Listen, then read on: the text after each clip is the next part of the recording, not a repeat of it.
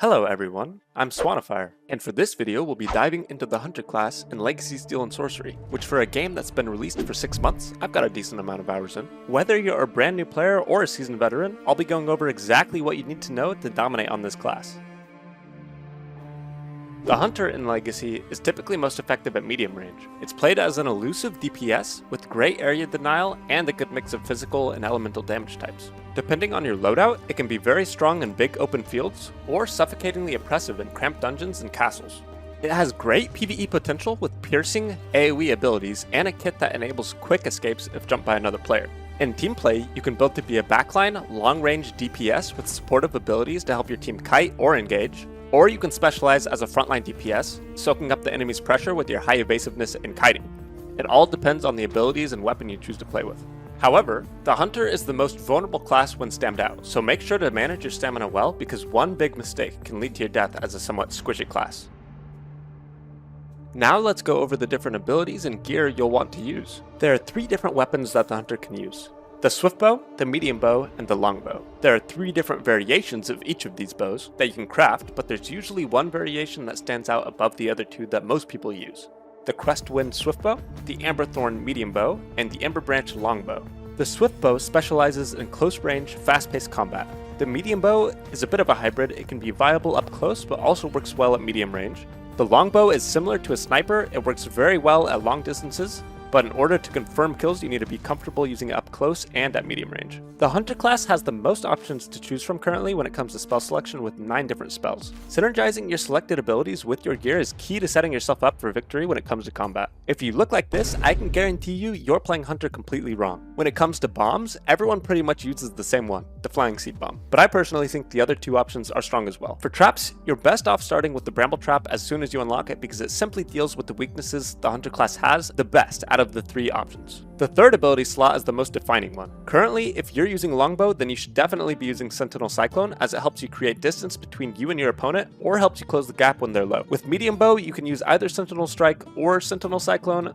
Sentinel Cyclone enables you to play aggressive with a powerful disengage tool in your back pocket if you need it, but Sentinel Strike helps you lock opponents down and is very good at confirming kills, which Medium Bow struggles with. Swift Bow utilizes Sentinel Strike incredibly because it builds swiftness very fast and thrives in close quarter combat, where Sentinel Strike is much harder to dodge. The armor sets you choose should be based on the weapon and third ability slot you're using. Windstrider's helmet is very strong with Sentinel Strike because it allows you to hold over 4 bars of swiftness longer, which is the amount you need to cast an instant Sentinel Strike. Eagle Feather helmet can be useful with a Longbow Cyclone setup, where you're playing very defensively around 3 traps. All builds should be using the Bramble Trap, so Windstrider's Sleeve Plate is the go-to no matter what weapon you're running, as it gets procced from someone standing in your Bramble Trap. For the chest plate, if you're using Sentinel Strike, then you want the Elven Tunic.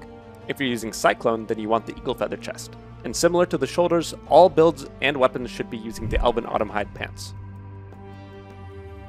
Now let's get into the combat. As a general rule of thumb, you don't want to be sitting on max mana. Your traps and Flying Seed Bomb are scaling abilities. The longer you have to yourself, the more traps and bombs you can set up in your area while still having enough mana to cast your Sentinel ability.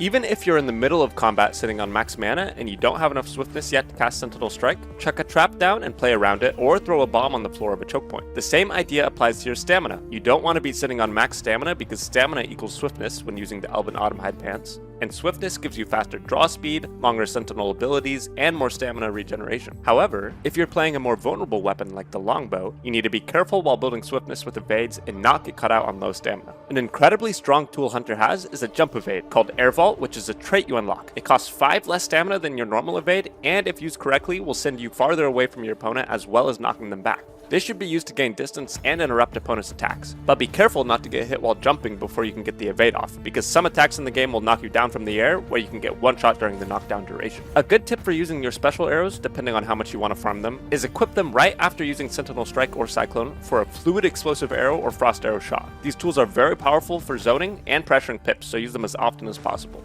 Since Hunter struggles with enemies using line of sight, sometimes it's best to save your Sentinel Strike for when they run behind a wall to heal up, making it harder for them to react to and applying that big slow from your Elven Tunic. Another great tool to stop their heals behind walls is your Bomb, but be wary not to overuse these or else you'll be mana starved without getting much value out of them. Now, let's dive into each weapon. Blocking and tool usage are key for the Swiftbow. You can hold block immediately after firing a charged shot, and when combined with the weapon's already top tier evasiveness, it will make you almost unkillable. In order to be less predictable with special arrows, you can equip them and then evade attack. Also, the 3-tap combo has a lot of end lag, so you can evade attack or sentinel strike right after to bypass it. Swiftbow LMBs don't have staggers, so you can't knock people out of the air like the other bows, but you can take advantage of its weapon ability, fire arrow explosions, sentinel strike, and bomb explosions to knock people down. This will allow you to get a 3-hit combo on them before they get up. The medium bow is very good at air tripping people and applying the snare shot trait, so make sure to be aiming at their legs every time the snare runs out. You can equip a special arrow and then Elven Dance to shoot it, but this is really easy to dodge once the enemy is expecting it. Elven Dance is an incredible tool to get out of combos while rooted though. You can dodge a Blade Rush, a Wizard Cyclone combo, and even a cheap shot. Positioning, movement, and patience are the keys to successful longbow gameplay. You need to be very aware of what is a threat around you, having a plan of where to go if you get jumped, and having the mechanical skill to maneuver there better than your pursuer.